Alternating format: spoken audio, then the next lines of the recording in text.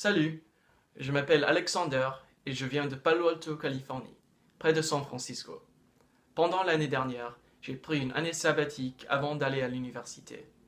Pendant ce temps-là, j'ai voyagé parmi des pays asiatiques, j'ai traversé l'Europe d'Ouest et j'ai aussi travaillé dans des États américains.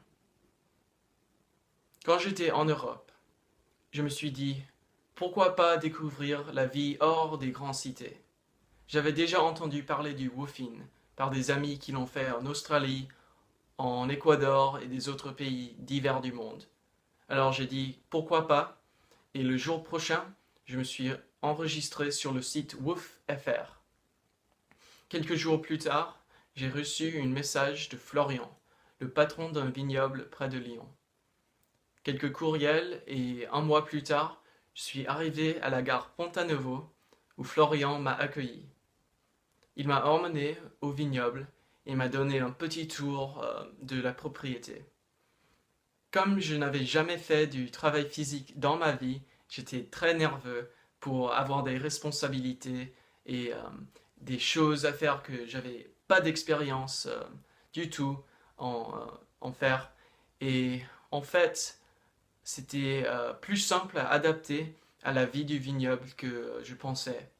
Comme ils avaient déjà accueilli des woofers, et ils en avaient deux au moment où j'ai arrivé, c'était c'était comme il y avait un procès pour Florian et Cyril, les deux patrons du vignoble, pour m'accueillir, pour m'intégrer à la mode de vie et m'enseigner toutes les choses que je devais faire euh, pour, pour aider.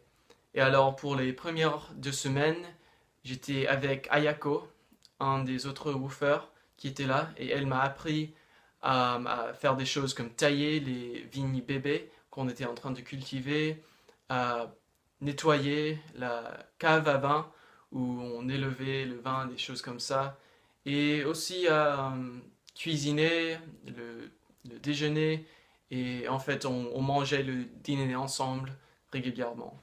Après, normalement, dans mon temps libre, j'allais courir quelques kilomètres parmi les villages autour du vignoble. Des fois, je regardais des matchs de foot de la Ligue des Champions sur l'internet. J'avais plein de temps pour lire et aussi enseigner à Ayako comment mieux parler français et anglais. J'ai aussi rencontré plein de locales dans la ville et en fait j'ai découvert un groupe très sympa de jeunes qui avaient mon âge et on jouait au foot tous les week-ends.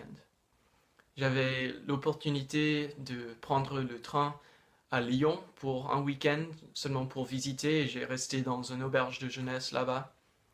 Et aussi, il y avait un festival, la fête des crues du Beaujolais, que avec mes amis, on y était allé. Et ça, c'était incroyable pour moi. Comme je viens des États-Unis, je n'avais pas tellement d'expérience avec le vin et la viticulture. Alors c'était comme j'ai découvert un monde entier nouveau et j'avais tellement de questions pour Cyril et Florian et quand ils répondaient à mes questions, ça seulement faisait que j'avais plusieurs questions additionnelles pour les demander.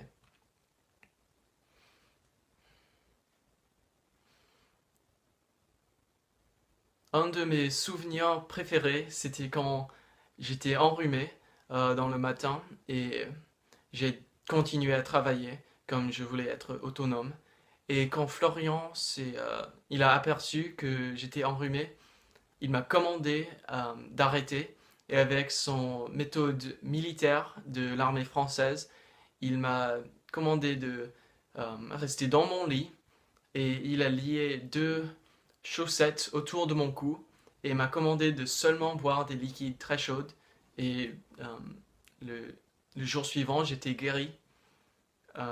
Ouais. Et pour Florian, la priorité c'était que les woofers soient autonomes. Ça veut dire que pour les premières semaines, euh, la priorité, c'était que il m'enseignait tout ce que je devais faire. Si j'avais aucune question, je pouvais les demander. Et comme ça, j'atteignais un niveau de confiance en moi-même très haute pour faire mes responsabilités, pour faire les choses que je devais faire.